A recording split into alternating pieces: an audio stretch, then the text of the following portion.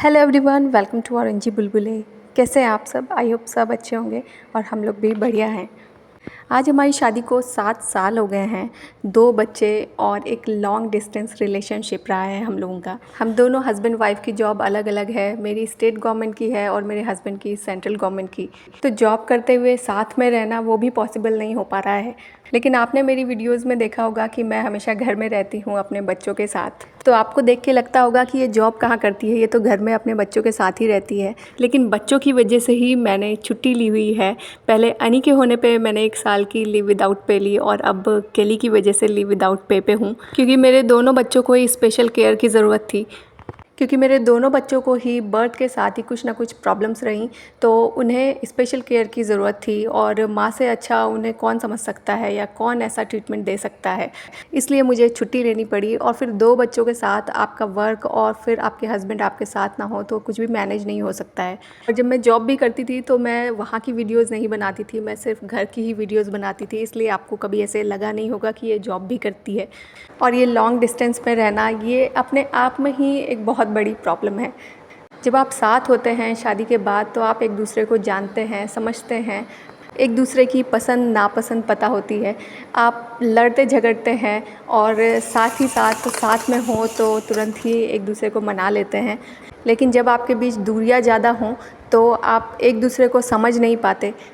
लड़ाई झगड़े अगर होते हैं तो फिर एक दूसरे से बात करना बंद कर देते हैं। फ़ोन आया तो फ़ोन नहीं पिक किया और फिर दूरियों के साथ रहते हुए दूरियां और भी बढ़ती जाती हैं। आपस में एक दूसरे के बारे में कुछ भी सोच लेते हैं और फिर वो झगड़े इतने बढ़ जाते हैं कि लगता है कि हम साथ में रह ही नहीं सकते। और जब साथ नहीं रह सकते तो इससे अच्छा तो अलग ही रहना है। फिर किसी रिलेशन में क्या बनना।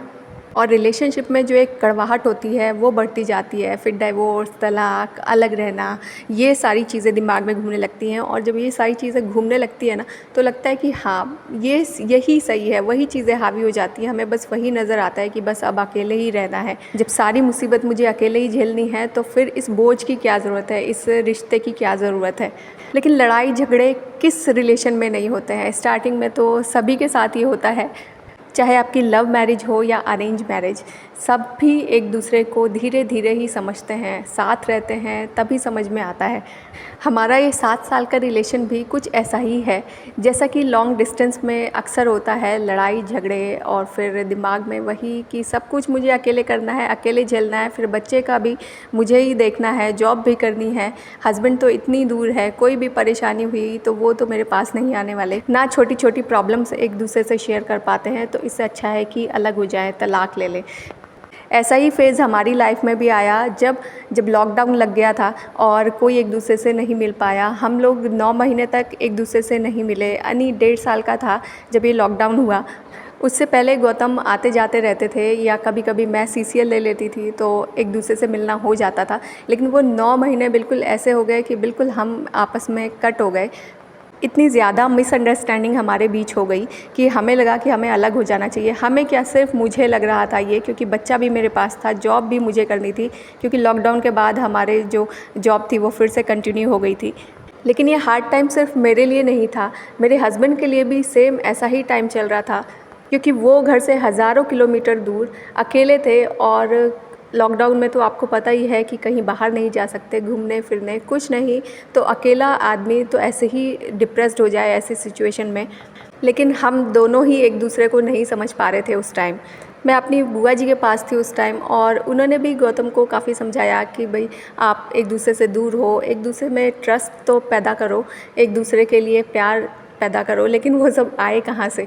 हमारा आपस का गुस्सा या जो फ्रस्ट्रेशन थी वो कहीं भी नहीं निकल पा रही थी, तो अंदर ही अंदर एक घुटन सी पैदा कर रही थी।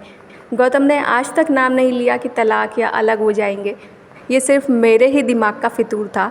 और एक दिन मैं और बुआ जी किचन में लंच बना रहे थे और पापा की कॉल आ गई और किसी सर्टिफिकेट की बात हो रही थी। तो मैंने कहा कि नहीं गौतम, कोई सर्टिफिकेट नहीं बनवाएगा, वो सिर्फ तलाक का सर्टिफिकेट बनवाएगा। और फिर पापा ने जो मुझे झाड़ लगाई, वो उन्होंने बहुत ही प्यार से समझाया कि बेटा ये अपशब्द कभी मुँह से मत निकालना, और जिस तरह से तुमने फ़र्स्ट डे अपना स्टार्ट किया था, जिस प्यार से तुमने ये जर्नी स्टार्ट की थी, वैसे ही तुम्हें ज़िंदगी भर निभाना है। और ये कलंक कभी मत लगाना अपने माथे पे और मेरे माथे पे कि तुमने तलाक लिया है। और इस शब्द को कभी अपनी ज़बान पे मत लाना। और वो दिन है और आज का दिन है, मैंने सच में ये शब्द अपनी ज़ुबान पे नहीं लेके आई और अपनी लाइफ़ को मैंने इस तरह से चेंज किया कि हाँ, ये बहुत ही बुरा शब्द है और बुरा शब्द क्या, इसके बाद हमारी लाइफ़ क्या होगी, अगर ऐसा कुछ होता भी है, अगर हम सेपरेट भी होते हैं तो उसके बाद क्या लाइफ़ होगी। जब हम उस चीज़ का रिज़ल्ट सोचते हैं ना तो हमें लगता है कि हाँ, इससे अच्छा तो अभी का टाइम है जिसमें हम लड़ झगड़ रहे हैं, लड़ झगड़ के हम फिर एक हो जाएंगे, कोई भी बीच में आने वाला बुरा ही बनेगा। तो इससे अच्छा है कि इस टाइम को निकल जाने दो। और आपको यकीन नहीं होगा कि जब हम साथ होते हैं तो हमारे बीच कभी झगड़ा ही नहीं होता। वो छोटी मोटी नोक झोंक तो हर रिश्ते में होती है, तो वो हमारे बीच भी होती है, लेकिन ऐसी नहीं कि अब बात इतनी बिगड़ जाए। अब अनी भी बड़ा हो रहा है तो ऐसे हम झगड़ते ही नहीं कि बहुत ज़्यादा झगड़ें, थोड़ा बहुत तो सब घर में चलता है। और फिर उसकी वजह से भी हमने जो थोड़ा बहुत है उसके लिए भी सोच लिया है कि अब उसके लिए भी हमें झगड़ा नहीं करना है। और गौतम की सबसे अच्छी बात मुझे ये लगती है कि पहले से ही जब भी कुछ झगड़ा या तू मैं होता है तो वो हमेशा बोलने की स्टार्टिंग वही करते हैं।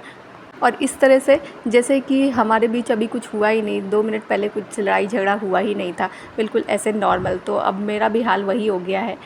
शादी के लगभग 7 सालों में हम लोग 4 साल साथ रहे होंगे और वो भी सिर्फ बच्चों की वजह से। और जब साथ रहते हैं तो एक दूसरे को समझने का मौका मिलता है, एक दूसरे को समझते हैं तो चीज़ें अपने आप ही सुलझ जाती हैं। थोड़ी बहुत अनबन हुई और फिर तुरंत मान गए। और ये बातें सिर्फ ना मैंने अपने पापा के साथ शेयर की थी बल्कि अपने फादर इन लॉ के साथ भी शेयर की थी, तो उन्होंने भी गौतम को ही डांट लगाई। और आप कोई कितनी भी प्रॉब्लम में हो तो अपने पेरेंट्स को कोई बात ज़रूर बताइए, वो जो सलूशन देते हैं ना उससे अच्छा और कोई सलूशन आपको नहीं दे सकता।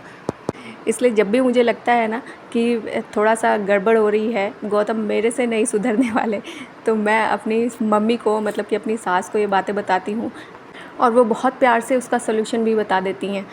और शादी जैसा रिश्ता साल 2 साल का नहीं होता, ये पूरी लाइफ का आपके साथ एक बंधन है।